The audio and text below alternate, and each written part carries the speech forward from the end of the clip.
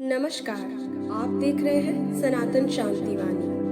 भारत की वीर भूमि में अनेक महान योद्धाओं का जन्म हुआ, लेकिन कुछ नाम ऐसे हैं जो सदियों बाद भी लोगों के दिलों में अमर हैं। एक ऐसा ही नाम है महाराणा प्रताप, एक ऐसे राजा जिसने अपने स्वाभिमान, धर्म और मातृभूमि की रक्षा के लिए अपना पूरा जीवन संघर्ष में बिताया। उन्होंने कभी भी मुगलों की गुलामी स्वीकार नहीं की और अंतिम सांस तक स्वतंत्रता के लिए लड़ते रहे। आज की इस वीडियो में हम जानेंगे महाराणा प्रताप का पूरा इतिहास, उनका जन्म, बचपन, युद्ध, चेतक की वीरता, हल्दी घाटी का युद्ध और उनके जीवन के अंतिम दिन। तो वीडियो को अंत तक जरूर देखिए, क्योंकि यह सिर्फ एक कहानी नहीं बल्कि भारत की आन बान और शान की गाथा है। महाराणा प्रताप का जन्म 9 मई 1540 को राजस्थान के कुंभलगढ़ किले में हुआ था। उनके पिता का नाम उदय सिंह था और माता का नाम जयवंता बाई। महाराणा प्रताप बचपन से ही बहुत साहसी और बलवान थे। कहा जाता है कि बचपन में ही वे तलवार चलाना, घुड़सवारी करना और युद्ध कला सीखने लगे थे। उनकी माता उन्हें हमेशा धर्म, सत्य और स्वाभिमान का पाठ पढ़ाती थी। यही कारण था कि बड़े होकर महाराणा प्रताप ने कभी भी किसी के सामने सिर नहीं झुकाया। बचपन में उनका जीवन राजसी था, लेकिन उन्होंने आराम की जगह संघर्ष की मार्ग को चुना। उस समय भारत में मुगल सम्राट अकबर का शासन तेजी से फैल रहा था। अकबर एक एक करके कई राजपूत राज्यों को अपने अधीन कर रहा था। बहुत से राजाओं ने अकबर की अधीनता स्वीकार कर ली थी, लेकिन मेवाड़ एक ऐसा राज्य था जो स्वतंत्र रहना चाहता था। मेवाड़ की भूमि वीरों की भूमि मानी जाती थी। यहाँ के राजपूत अपने सम्मान और स्वतंत्रता के लिए जान देने के लिए भी तैयार थे। महाराणा प्रताप ने बचपन से यही सीखा था कि जीवन में सबसे बड़ा होता है स्वाभिमान। जब उदय सिंह की मृत्यु हुई, तब मेवाड़ के सिंहासन को लेकर विवाद खड़ा हो गया। कुछ लोग चाहते थे कि जगमाल राजा बने, लेकिन मेवाड़ के सरदार जानते थे कि राज्य को बचाने के लिए एक ऐसे वीर और योग्य राजा चाहिए। इसलिए 1572 में महाराणा प्रताप को राज्याभिषेक किया गया।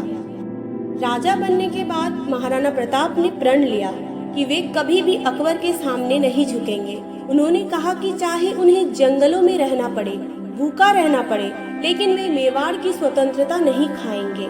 अकबर चाहता था कि महाराणा प्रताप भी बाकी राजाओं की तरह उनकी अधीनता स्वीकार कर ले। उसने कई बार संदेश भेजे। अकबर ने समझौते का प्रस्ताव दिया और कहा कि यदि महाराणा प्रताप उनकी बात मान ले तो उन्हें सम्मान और बड़ा राज्य दिया जाएगा। लेकिन महाराणा प्रताप ने साफ मना कर दिया। उन्होंने कहा कि राजपूत कभी किसी की गुलामी नहीं कर सकते।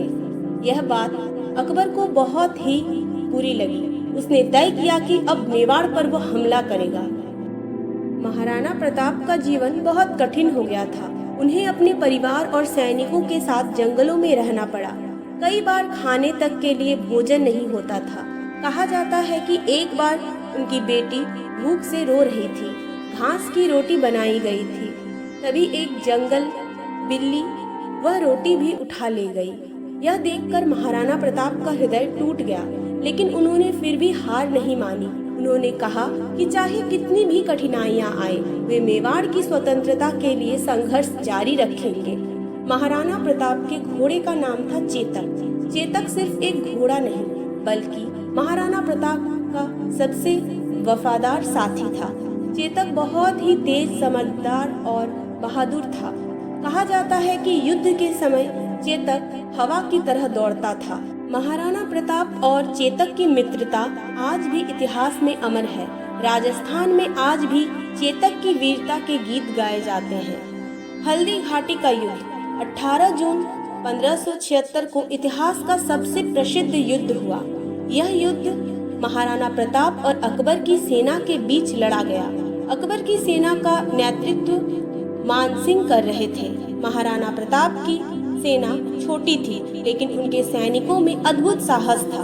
युद्ध के मैदान में तलवारों की आवाज गूंज रही थी। महाराणा प्रताप स्वयं युद्ध में दुश्मनों पर टूट पड़े। उन्होंने कई मुगल सैनिकों को पराजित किया। युद्ध के दौरान चेतक ने अद्भुत वीरता दिखाई। कहा जाता है कि चेतक ने महाराणा प्रताप को बचाने के लिए एक बड़े हाथी के ऊपर छलांग लगा दी थी। युद्ध में चेतक गंभीर रूप से घायल हो गया, लेकिन उसने अपने स्वामी को सुरक्षित स्थान तक पहुंचाया। एक नदी पार कराने के बाद चेतक ने अंतिम सांस ली। महाराणा प्रताप अपने प्रिय साथी को खोकर बहुत दुखी हुए। आज भी चेतक की समाधि राजस्थान में मौजूद है और लोग वहां श्रद्धा से जाते हैं।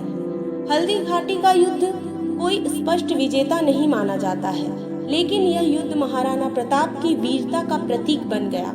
मुगल सेना मेवाड़ को पूरी तरह जीत नहीं सकी। महाराणा प्रताप ने भी हार नहीं मानी और संघर्ष जारी रखा। उन्होंने धीरे धीरे अपने क्षेत्रों को वापस जीत लिया। उनकी रणनीति और साहस ने मुगलों को परेशान कर दिया था। महाराणा प्रताप के कठिन समय में एक व्यक्ति का उनका बहुत साथ दिया था। उनका नाम था भामसा। भामसा ने अपनी पूरी संपत्ति महाराणा प्रताप को दे दी ताकि वे अपनी सेना तैयार कर सके। भामसा के इस योगदान से महाराणा प्रताप को नई शक्ति मिली। उन्होंने फिर से नई सेना बनाई और मेवाड़ के कई क्षेत्रों को वापस जीत लिया। महाराणा प्रताप एक सिर्फ योद्धा नहीं थे, बल्कि एक आदर्श राजा भी थे। वे अपनी प्रजा से इतना प्रेम करते थे। वे हमेशा न्याय और धर्म के मार्ग पर चलते थे। उन्होंने कभी भी अपने स्वाभिमान से समझौता नहीं की। आज भी महाराणा प्रताप को भारत के वीरता और देशभक्ति का प्रतीक माना जाता है।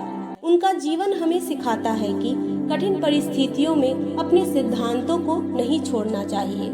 लगातार संघर्ष और कठिन जीवन के कारण महाराणा प्रताप का स्वास्थ्य कमजोर होने लगा। 19 जनवरी 1597 को उनका निधन हुआ, लेकिन मरते समय भी उन्हें इस बात का गर्व था कि उन्होंने कभी भी अकबर की अधीनता स्वीकार नहीं की। उनकी मृत्यु के बाद भी उनका नाम इतिहास में अमर हो गया। आज भी राजस्थान की धरती उनके साहस और बलिदान की गवाही देती है। तो श्रोताओं, महाराणा प्रताप का जीवन हमें सिखाता है कि स्वाभिमान और स्वतंत्रता सबसे बड़ी संपत्ति है। उन्होंने कठिनाइयों, गरीबी और संघर्ष के बावजूद कभी हार नहीं मानी। उनकी वीरता, चेतक की वफादारी और मेवाड़ की आन बान आज भी हर भारतीय को प्रेरणा देती है। अगर आपको यह वीडियो पसंद आई हो तो वीडियो को लाइक करें, शेयर करें और हमारे चैनल सनातन शांति वाणी को जरूर सब्सक्राइब करें। जय मेवाड़, जय भारत।